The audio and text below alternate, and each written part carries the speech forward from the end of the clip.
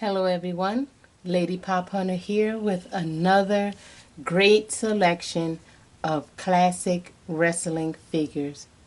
These are from Jakks Pacific, WWF Classic Superstars, and we have three of them for you today. These two are the Road Warriors, Hawk and Animal. And they're obviously out of the same line. This line right here is the world champion, and it has the commemorative ticket in the back. I don't know if you can see it that well. Can you? But it has one of their ring tickets that came out in 1988. Atlantic City, New Jersey. Okay, Animal, as you can see, he has his shoulder pads, and I remember him when he came in, and he came out with those barbed shoulder pads. And Hawk has his chair. And this line actually has 22. Not all pictured. Well, yeah, not all pictured, but it's 22 figures in this line. We have Kamala, Akeem, Paul Bear, who didn't wrestle. He was just the Undertaker's manager. Big Bam Booey, the Godfather. Bam Bam Bigelow. Oh, where did I see all that? What? I don't know. Sorry. I don't know where I got that from. Ric Flair and Papa Shango. Papa Shango.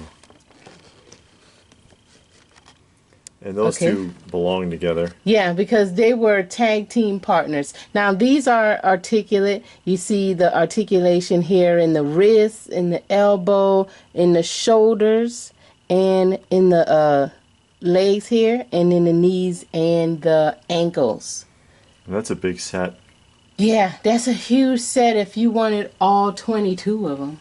And these are the WrestleMania commemorative edition, because again, it comes with the ticket. And the Man in Black, my favorite, The Undertaker. Now, this one actually came out in 2006. So this is a newer figure. And this is the one you see on his neck. He has a tattoo of his wife, Sarah. A lot of people, when they see an Undertaker figure, they look for that tattoo because it kind of tells you the era of his wrestling. And they made it a point to let you see that that's what you got there because they have a picture of it on the side showing his neck. Yeah. And his neck is like huge. It's wider than his head. And Sarah was his second wife. And once he buried her, he put a tattoo of Sarah on his neck. So a lot of people who collect Undertaker, they look for that tattoo. And it just helps put him in what era, what time frame of his wrestling. Now, this is the Wrestling Superstars. And again, you can collect them all. Has this little bio here at the top. We see Rick Rude, Bret Hart, Bad News Brown, The Monty, Brother Love, Mr. Perfect, Dusty Rhodes. A lot of figures in here that you rarely see in the newer lines from Mattel and everybody. So what's interesting is they're all articulated, and that figure is not. Yeah. He doesn't look like he moves anywhere. It's like a solid piece. I don't know how well you can see it, but starting here with his shoulders, there's no articulation in his shoulders, his elbow, his hands. His knees, you probably can see a little better. That's one solid piece. So this is more like a statue, and it is heavy compared to this one. This is fairly light compared to the Undertaker. This has some weight on it. So I'm guessing it's more of a statue-like figure than an action figure with posability and everything. So I'm not sure. Well, if you look at the rest of them on the back, you can see articulation in the pictures. But for some reason, the Undertaker doesn't. I guess he's supposed to just stand there. So. Stand there and look intimidating. But that is this set right here. We have 3 wonderful ones for you. Tell us what you think. Leave your comments in the comment section below. Let us know how you like the figures, if you have any, your favorite characters or anything. Got any? Yeah, actually, Okay. you know, something here, you're looking at, you had the other video where you showed some Jakks Pacific superstars, and they were from like 2003, 2004. And then you've got the Road Warriors, and they're 2005, and then Undertaker's 2006. And the packages are identical. Yeah.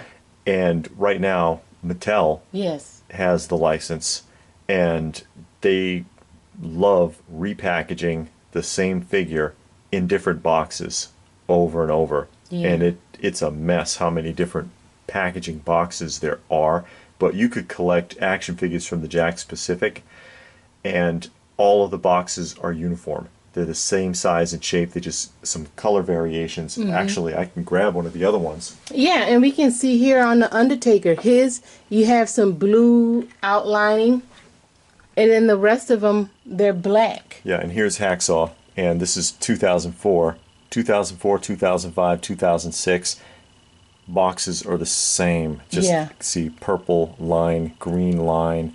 Yeah. They just slight color variations, but the packaging is uniform, and it's not confusing, because that's a big issue I think with some collectors. I know it gets under your skin a little bit. Yeah, it does. That the way that Mattel does it, you're trying to collect a series, and then okay, here comes another figure in a different box, and another series and another figure in a different box, and it makes it hard to keep them all together. Yeah, and then it conflicts with your display, because these, you get an idea of in your mind, okay, I can display this like that, and it all looks good on the shelf. But then when you get to the Mattels, and you got 100 box styles, now they're all over the place. They don't look uniform. But back to these figures right here. They're great. I love the nostalgia. I love that they reached back to the 80s and the 90s. And they say on the back, which one? Watch for more of your favorite classic superstars from the 70s, 80s, and 90s. So they're making a point to grab those wrestling figures, the classic ones. Nothing on the newer wrestlers, but I'm just not a fan of those new guys out there. I love these older guys from the 70s to the mid-90s. That's when I was watching. That's when they had me. So those are the figures that I go after. So, do you have anything else? No, that's it. Well, as always, guys, thank you for watching.